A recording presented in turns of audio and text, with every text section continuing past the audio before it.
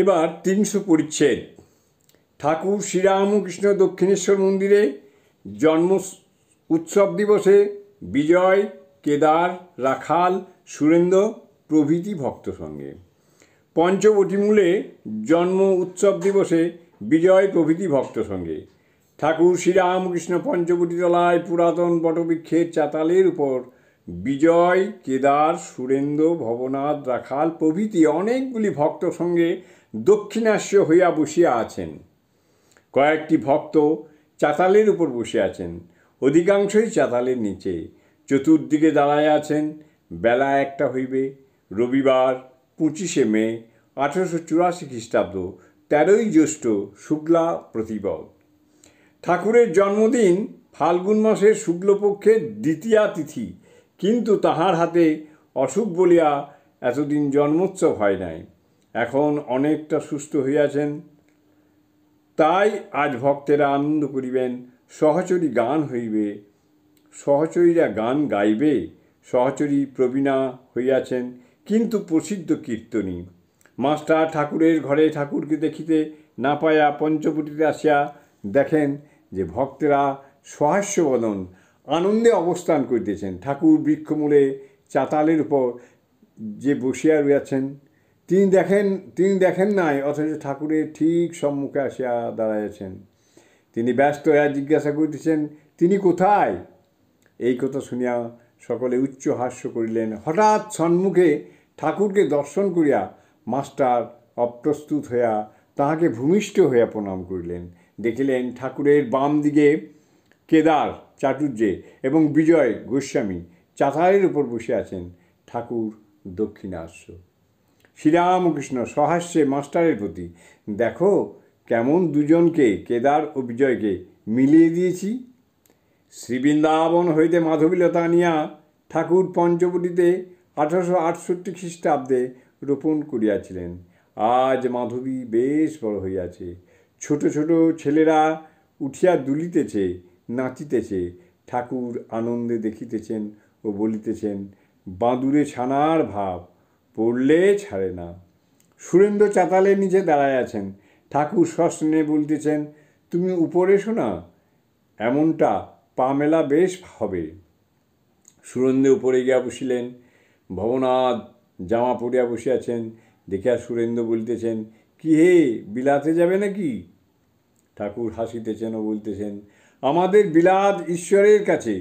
ঠাকুর ভক্তদের সহিত নানা বিষয়ে কথা কইতেছেন। শ্রীরামকৃষ্ণ, আমি মাঝে মাঝে কাপড় ফেলে আনন্দ হয়ে বেড়াতাম।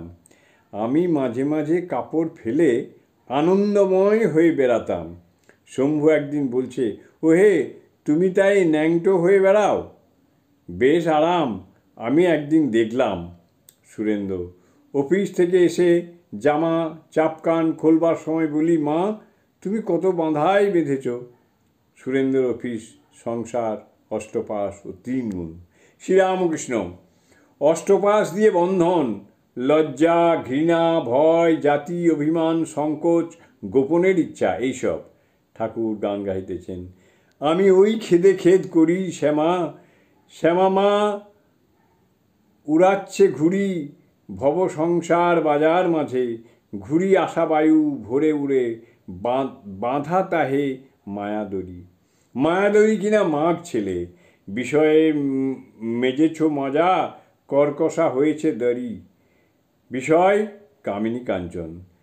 ভবে আশা খেলতে পাশা, বড় আশা করেছিলাম, আশার আশা ভাঙা দশা, প্রথমে পঞ্জুরি পেলাম। ভবে আশা খেলতে পাশা, বড় আশা করেছিলাম, আশার আশা ভাঙা দশা, প্রথমে পঞ্জুরি পেলাম।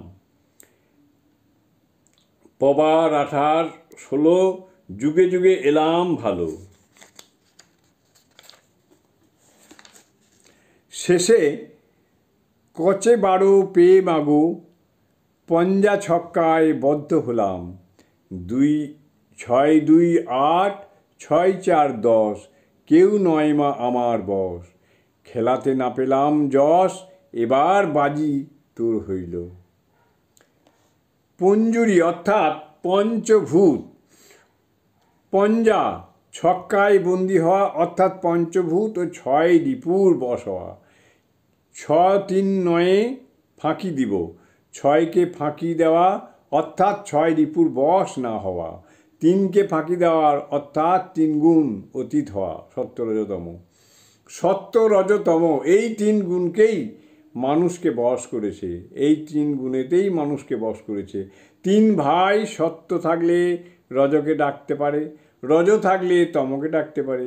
3 গুণই চোর, তমগুণে বিনাশ করে, রজগুণে বদ্ধ করে, সত্যগুণে বন্ধন খুলে বটে, কিন্তু ঈশ্বরের কাজ পর্যন্ত যেতে পারে না।